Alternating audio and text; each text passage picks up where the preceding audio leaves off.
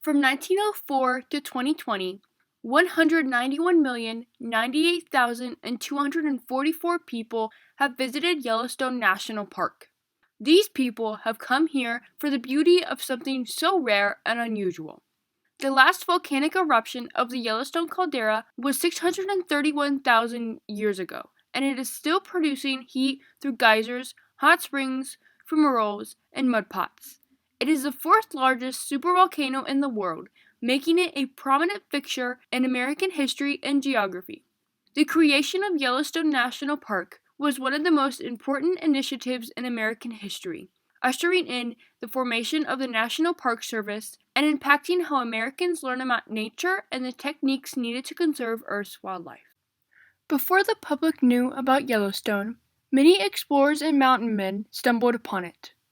The Lewis and Clark expedition originally passed through Yellowstone in 1804 to 1806, but they only mapped the Yellowstone River and had no description of the volcano or hot springs.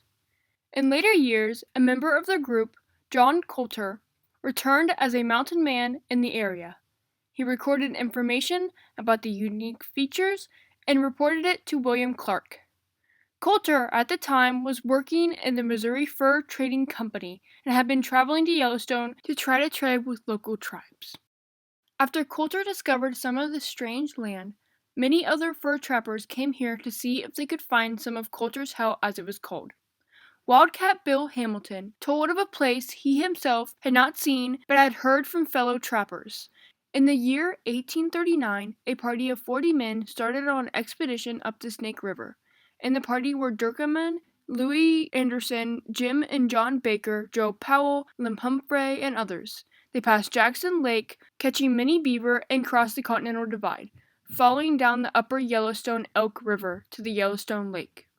They described accurately the lake, the hot springs on the south side, the lower end of the lake, Vinegar Creek, and Pelican Creek, where they caught large quantities of beaver and otter. They also told of the Sulphur Mountains, the Yellowstone Falls, and the mud geysers. During that year, Captain Washington Hood prepared an expertly drawn map with the then-named areas of Yellowstone L, Burnt Hole, Yellowstone Pass, now called Two Ocean Pass, south of the lake, and a Gardner's Fork, emptying into Yellowstone River north of the lake. The most interesting addition to the map was the drainage of Gardner River bears the words Boiling Spring and White Sulphur Banks, which are now called the Mammoth Hot Springs. The information on this map was attributed mostly to the fur trader William Sublette, and had guided the Scottish sportsman Sir William Drummond Stewart through the region in 1843. This was recalled by a young man from St. Louis who was a member of Stewart's party. We reached a country that seemed indeed to be nature's wonderworld. The rugged grandeur of the landscape was most impressive, and the beauty of the crystal-clear water falling over huge rocks was a picture to carry forever in one's mind. Here was an ideal spot to camp, so we broke ranks and settled down to our first night's rest in a region now known as Yellowstone National Park. On approaching, we had noticed at regular intervals of about 5 or 10 minutes what seemed to be a tall column of smoke or steam, such as would arise from a steamboat. On nearer approach, however, we discovered it to be a geyser, which we christened Steamboat Geyser. Several other geysers were found nearby, some of them so hot that we boiled our bacon on them, as well as the fine speckled trout which we had caught in the surrounding streams.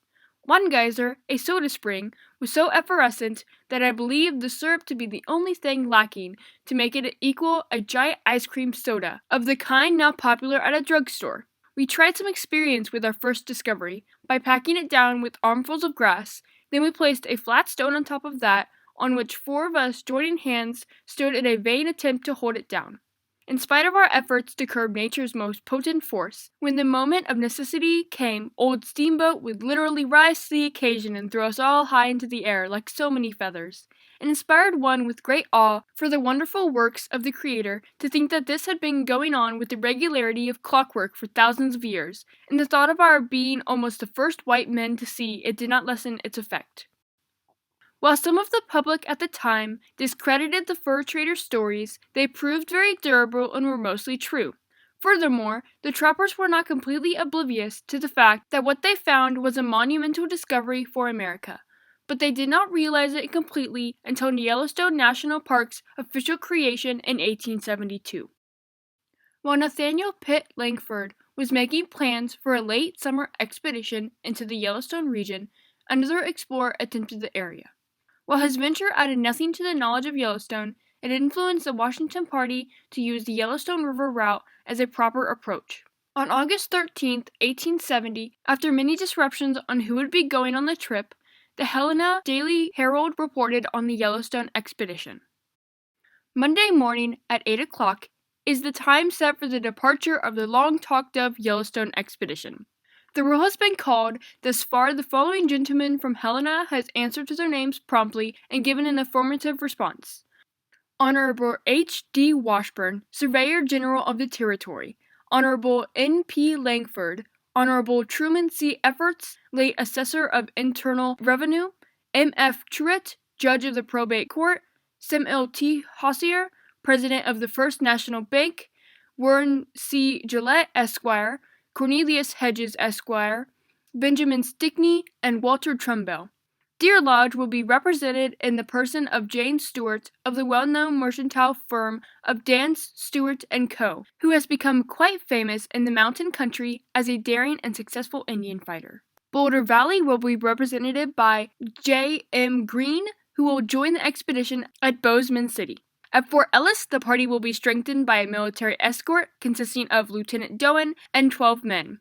At the Yellowstone Agency, the party will probably receive another small reinforcement, as Captain E. M. Camp has signified his intention of going through with the expedition. As a great portion of the country through which they will traverse is claimed by the hostile Sioux, the expeditionists will likely encounter some of these bands of roaming Indians, and while it is proper to exercise all necessary precaution against unforeseen dangers, we apprehend no serious troubles from this source. General H. D. Washburn, we understand, has been chosen as commander of the expedition. The general will make a safe and trusty leader, and if it becomes necessary to fight the Indians, he will always be found at the post of duty. Many of the expedition members lacked experience as frontiersmen, and at times went hungry, with Lieutenant Doan saying, "Our party kept up with such a racket of yelling and firing as to drive off all game for miles ahead of us." One of them, Truman Efforts, left the party and traversed the land by himself, nearly starving to death until he was rescued 37 days later. No matter the difficulties, the party climbed several peaks, made numerous side trips, descended into the Grand Canyon of Yellowstone, and attempted the measurement and analysis of multiple prominent natural features. This showed that ordinary men could travel through Yellowstone, and not just frontiersmen, mountain men, and fur trappers. Because of this, the expedition gained great national attention. 2 weeks after the journey, Langford wrote magazine articles about the party's discoveries and toured the East Coast giving lectures about Yellowstone. Ferdinand Hayden, head of the U.S. Geology Survey of the Territories, decided that professional explorers should go take a look at Yellowstone. In 1871, he led an expedition to Yellowstone. The party consisted of a botanist, zoologist, mineralogist, meteorologist, a team of topographers, an artist, and a photographer. After returning, A. B. Nettleton, a lobbyist working for the Northern Pacific, urged Hayden to suggest that Congress pass a bill reserving the Great Geyser Basin to be a public park. Hayden assured Congress that the Yellowstone region was unsuitable for farming, ranching, or mining, stating that there would be dire consequences if it was not protected from private development. March 1, 1872, President Ulysses S. Grant signed the bill, making Yellowstone the first official national park in the world. Even though the park consisted of more than 2 million acres of remote, mountainous terrain, Congress did not see fit to use government money for management or protection. Nathaniel Langford accepted the position of superintendent even though he was paid no salary, assuming that once the railroad reached Yellowstone, the thousands of tourists would cover the costs of administering the park. Because of the economic crisis of 1873, the Northern Pacific track stalled more than 500 miles from the park. There were only 300 people in the first year who were brave enough to endure days of bumpy dirt roads in a stagecoach. Even for the next 4 years, there will be no more than 500 visitors a year. Without funds to protect the park, visitors hacked off pieces of geyser formation and hunters slaughtered the elk populations. Superintendent Langford only visited Yellowstone twice in 5 years, seeming to deliberately delay development until the railroad road arrived. In 1883, the railroad was finished, increasing the number of visitors by 5-fold. By then, Yellowstone was under the control of Yellowstone Park Improvement Company. With its ties to the Northern Pacific Railroad, the company was allowed to cut as much timber as needed, kill game, farm the land, and rechannel some of the hot springs. George Bird Grinnell started a fight against what he called the Park Grab, with help from General Philip Sheridan, commander of the U.S. Army for the West. Grinnell called for an investigation of the park contracts, proposing an expansion of Yellowstone and writing park hunting regulations. While the bill to expand Yellowstone failed, Congress did give $40,000 for its maintenance, and an amendment to authorize troops to enforce regulation against hunting and vandalism. Sheridan dispatched troops to take control of Yellowstone in 1886. It was originally supposed to be a temporary fix, but military enforcement will continue for the next 30 years. He also asked Theodore Roosevelt to draft petitions and testify before committees to influence legislators.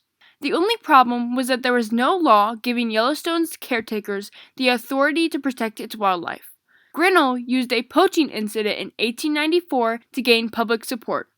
On May 7, 1894, President Grover Cleveland signed the act to protect the birds and animals in Yellowstone National Park, to protect the geysers and wildlife of Yellowstone. The 1800s brought settlers and livestock to the west. Wolf territories decreased drastically as farms started to arise. With the arrival of prey animals with no way to defend themselves, wolves would attack the farm animals. This caused the farmers to start eliminating wolves.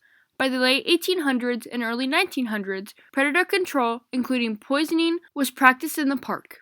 In 1974, no wolf packs existed and only a couple of single wolves was reported roaming Yellowstone. More than 20 years later, 31 gray wolves from western Canada was released into Yellowstone in 1997, while 10 wolves from northwestern Montana were relocated to the park. Horace Albright became the superintendent of Yellowstone in 1919. He expanded the park southward to include the Teton Range and Jackson Hole Valley. With the help of John D. Rockefeller Jr., who had bought much of the valley, Grand Teton National Park was created in 1929. After World War II, over in 1946, attendance at Yellowstone quadrupled from 189,000 to 807,000. Just 2 years later, it crossed the 1 million mark and never turned back. The founding of Yellowstone National Park started the worldwide national park movement, with the 100 nations containing 1,200 national parks today. After Yellowstone, when national parks, forests, or historical areas were founded, no single, unified management of the parklands existed.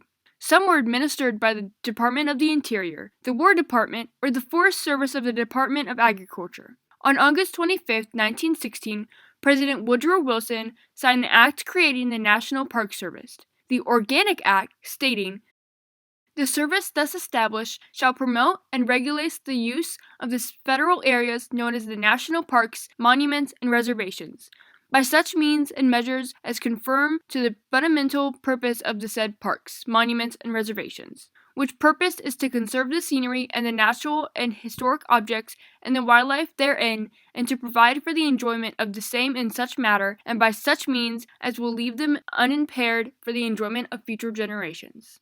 An executive order in 1933 transferred all 56 national monuments and military sites from the Forest Service and War Department to the National Park Service. 2022 will be the 150th anniversary of Yellowstone National Park. In that time span, wildlife conservation has learned a lot from Yellowstone. Not only that, but Yellowstone has taught us how to understand thermal areas. No one knew exactly what Yellowstone was when it was established, but it's given us wonderful examples of how volcanoes and calderas work. Yellowstone National Park has led America and the world on a path of discovery. We have a better understanding of the world beneath and right in front of us. Yellowstone has also played an important role in social reformation and how humans interact with wildlife.